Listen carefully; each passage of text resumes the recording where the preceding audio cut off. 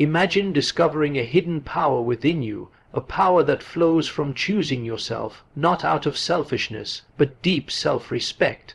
Picture a life where you are no longer defined by others' expectations, where your inner world guides your every step. Today, you're invited to step into that reality. This is what happens when you finally choose you above all else. Choosing yourself is not merely a decision. It is a calling, a silent but potent urge from within that compels you to turn away from the noise of the world and toward the voice that has long awaited your attention. It is the moment you realize that the life you have built, however successful or structured it may seem, is not truly yours. It may have been shaped by family expectations, social conditioning, or the ever-looming shadow of collective norms. But the instant you choose yourself, you begin something far greater than rebellion. You begin transformation. This transformation is not external. It is not marked by sudden success or applause or even immediate clarity. It begins in the quiet, often uncomfortable space where you meet parts of yourself you've long denied. The choice to turn inward, to take the journey into the self, initiates the unfolding of your deeper identity, the self that has been buried beneath personas, masks, and roles. Most people live through substitutes. They substitute opinions for thought, conformity for ethics, identity for soul. To choose yourself is to question these substitutes and discover what lies beneath them. It is not indulgent, nor is it egoistic. It is courageous, for in choosing yourself, you must face not only the brilliance that lies dormant within you, but also the chaos, the wounds, the contradictions. You do not ascend, you descend. You descend into your own depths, into the parts that have been repressed, hidden, or feared. That descent, though terrifying, is necessary, because only by moving through the unconscious can you become whole. This path is not made for comfort. It requires that you stand alone, that you develop an intimacy with solitude. The crowd no longer provides warmth. Their praise no longer feeds you. When you choose yourself, you begin to see with a clarity that is both liberating and burdensome. You realize how much of what you believed was simply borrowed. Ideas, desires, ambitions, all collected from others, all foreign to the inner core. Now you are tasked with returning them, and what remains? Only that which is truly yours, and often, at first, it feels like nothing. But in that nothing there is space, and in that space the self begins to speak, not loudly, not with certainty, but with sincerity. You begin to feel drawn not to what is easy or popular, but to what is deeply resonant. A strange alchemy begins. You become aware of symbols, dreams, impulses that carry meaning. Your life stops being a straight line and begins to feel like a spiral, where each turn inward brings you closer to something ancient yet deeply personal. This is the process through which success changes shape. No longer defined by numbers or reputation, it becomes rooted in integrity, inner alignment. You begin to recognize that to truly create anything of lasting value in the outer world, you must first create meaning within. Your work becomes an expression of your depth.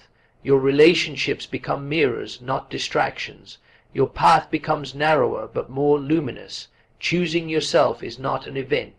It is a continual act of inner fidelity. There will be times when the old life calls back, when doubt creeps in, when the pressure to belong overwhelms your solitude. But something has changed. You are no longer willing to betray yourself for acceptance. You would rather walk alone in truth than be embraced in illusion, and in that you are no longer alone, because within something sacred awakens. That sacred presence, the true self, cannot be taught, copied, or inherited. It is revealed, and its revelation requires not that you improve yourself, but that you remove what is false. The more you listen, the more it speaks. And as it speaks, your life begins to take on a coherence that cannot be orchestrated from the outside. The great paradox is this: when you finally choose yourself, you cease being separate. You become connected to something larger, not a crowd, not a system, but to the timeless current of life that runs through all things. You realize that choosing yourself was not about turning away from the world. It was about finding your rightful place in it, and that place, once found, cannot be shaken, because it is not given to you. You claimed it, you became it. There comes a time when the outward striving must pause, when the pursuit of light begins to reveal its opposite, darkness. Not the darkness of evil or corruption, but the darkness of the unknown within, the rejected parts of the self, the impulses you refuse to see, the truths you've buried under achievement, manners, and masks. This is the shadow, and no path toward wholeness, no genuine resilience, is possible without facing it. The shadow is not some distant enemy, it is near, intimate. It walks beside you, influences your decisions, distorts your perceptions, especially when unacknowledged. It is made up of everything you are, yet pretend not to be. Your fear, your jealousy, your pride, your weakness, your woundedness. But it is also the source of your vitality, your instinct, your creativity, and ultimately your power. What is not owned within will rule from the dark. To confront the shadow is not to overcome it in battle, but to turn toward it with honesty. This is no easy thing. The mind resists, ego recoils, and identity clings tightly to what it already knows. But until the shadow is faced, your strength is split. You move through life half alive, performing instead of living, reactive rather than responsive. What you refuse to deal with inside will continue to manifest outside, in your relationships, your failures, your repeated patterns. The process begins in moments of discomfort, an argument, a jealousy, an unexplainable anger, a dream that disturbs you. These are not accidents, they are messages, clues. Each one offers you a chance to see the shadow at work. The question is not, why is this happening to me, but what in me is being shown through this. To integrate the shadow, you must resist the temptation to judge it. If you see your envy, don't condemn it, understand it. If you see your cowardice, don't mask it, hold it. These fragments are not your enemies. They are parts of you that were exiled in childhood, in fear, in survival. They were denied because the world told you they were unacceptable. But now, as an adult seeking truth, it is your task to bring them back into the fold, to give them a name, to sit with them without running. This meeting with the shadow strips you bare, it humbles you. You begin to see that you are not only the noble roles you've played, you are also the hurt child, the arrogant critic, the insecure doubter. You are not separate from the traits you once hated in others. And here begins a new kind of power, not the power to control, but the power to integrate, the ability to carry complexity, contradiction, paradox. This is resilience. Resilience does not come from building walls or denying weakness. It arises from contact with the raw material of your being. When you embrace your own darkness, you are no longer afraid of what others may see. You stop defending yourself so intensely. You become grounded because you no longer pretend. You are no longer afraid to fall because you have already descended and survived. There is deep freedom in this. When the shadow is known, it can no longer manipulate. You are not triggered so easily. You are not enslaved by the past. You begin to respond rather than react, and slowly your inner world reorganizes. You begin to feel a new kind of strength, not sharp, not aggressive, but steady, a rootedness. Because you have faced yourself and did not look away. As this process unfolds, you may find a strange compassion awakening, not just for yourself, but for others. When you have seen your own darkness and embraced it, you understand what it means to be human. You stop idealizing and demonizing people. You see complexity everywhere. You become less rigid, more forgiving, more alive. You don't demand perfection. You value authenticity, and so the shadow once feared becomes your teacher. It reveals what is real. It breaks the illusion of superiority. It teaches humility and depth, and it gives you back your life. Because in truth, you cannot create anything enduring, love, art, meaning, while hiding from who you are. Integration is not perfection, it is wholeness, and resilience in its most profound form is simply the capacity to remain whole in the presence of all your parts. You do not become free by escaping what is dark in you. You become free by holding it in the light of consciousness and carrying it with dignity. This is the work, this is the way. The greatest illusions are not the ones sold to you by the world, but the ones you willingly buy when you abandon yourself in the name of belonging, success, or approval. In the beginning, the idea of choosing yourself feels like a spark romantic, liberating, but the deeper truth is quieter and harder. Choosing yourself is not an event, it is a discipline, a daily commitment. A kind of inner loyalty that refuses to collapse, even when no one is watching, even when everything within you would rather return to the comfort of masks. There is no dramatic transformation. No music plays when you wake up and decide to live in alignment. What happens instead is ordinary. You say no to what is false. You say yes to what is slow, real, and often invisible. You refuse to rush toward a future that costs you your soul.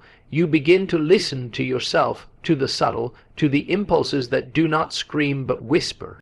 And it is here, in the repetition, in the daily, in the seemingly small, that your life starts to shift.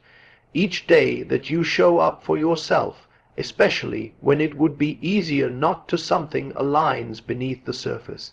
You begin to create an internal rhythm that the outer world, sooner or later, must respond to. You're no longer chasing opportunities from a place of desperation or fear. You begin to attract not what you want, but what reflects your inner condition. This is not magic, it is not luck, it is law. What is coherent inside will create coherence outside, but that coherence must be cultivated. To commit to yourself is to keep a promise, not once, but every day. Even on the days when doubt comes heavy, even when you feel unseen, misunderstood, or lost, especially then, those are the moments that test whether your path is performative or true. Anyone can choose themselves when the world claps. But to choose yourself in the silence, that is the real beginning of power. It is tempting to want proof before you trust, to want signs before you act. But real alignment comes before confirmation. It is an act of inner faith. A decision to live from a center within you, not from the ever-shifting approval outside you. And from that center, opportunities arise, not because you force them, but because you are now visible to yourself. And when you become visible to yourself, life begins to see you too. This is why the small rituals matter, the quiet choices, the habits you return to not because someone is watching, but because they are sacred to your becoming. These habits of reflection, of honesty, of presence, anchor you. They are less about control and more about communion. They are how you remain in conversation with your inner world, and through that conversation, guidance comes. Unexpected clarity arrives, paths open where there was once only confusion. Commitment is not rigidity, it is not control, it is not obsession with outcomes, it is presence, it is showing up for what is real in you and acting from that place. The more consistently you do this, the more your life begins to take shape, not from the outside in, but from the inside out. You begin to notice the people who drain you, the projects that misalign, the voices you once obeyed without question. You no longer fit into the old molds because you are no longer pretending to be someone else. You have chosen yourself again and again, and now life begins to choose you back. This does not mean life becomes easy, but it does become clear. You suffer less from confusion, less from betrayal of your own values. You begin to feel a strength that does not fluctuate with mood or circumstance, a kind of groundedness that is not loud but immovable. You begin to trust yourself, not as an idea, but as an experience, and from that trust you act. you create, you connect, and because your action is real, the results are too. You become someone others recognize, not for who you pretend to be, but for who you are. And this recognition is not fame, it is resonance, the right people, the right paths, the right timing. They do not need to be chased, they are drawn to alignment, and alignment is born of devotion, a daily returning. A quiet honoring of the truth within you, even when it costs you comfort. This is how the inner becomes outer. This is how you build a life not from ambition, but from integrity. You do not force your way into the world. You invite it by becoming real, and the more real you become, the more the world rearranges itself to meet you where you are. That is the opportunity born of commitment. That is the power of showing up for yourself every single day. There is a kind of success that comes from striving, calculation, and adaptation. It looks good from the outside, it pleases the crowd, earns approval, and feeds the image, but deep within it leaves something untouched, something unsatisfied. There is another kind of success, quieter, deeper, more difficult to define. It cannot be measured by applause or accumulated things. It emerges only when a person is faithful to their inner self. And it is this fidelity, not brilliance, not charm, not strategy, that transforms success from performance into meaning. To be faithful to the inner self is not a romantic ideal. It is a demand that you no longer betray what you know to be true within you. The betrayal often begins in small ways. A silence when something should be said, a yes when you feel no, a compromise made not for peace, but for fear. Over time, these small denials shape your life into something clever, functional, but hollow. You may achieve everything you thought you wanted and still find yourself wondering why it feels like nothing at all. The inner self does not shout, it waits beneath the noise of ambition and pressure, beneath the layers of roles and responsibilities. It waits in dreams, in subtle discomfort, in moments of inexplicable longing.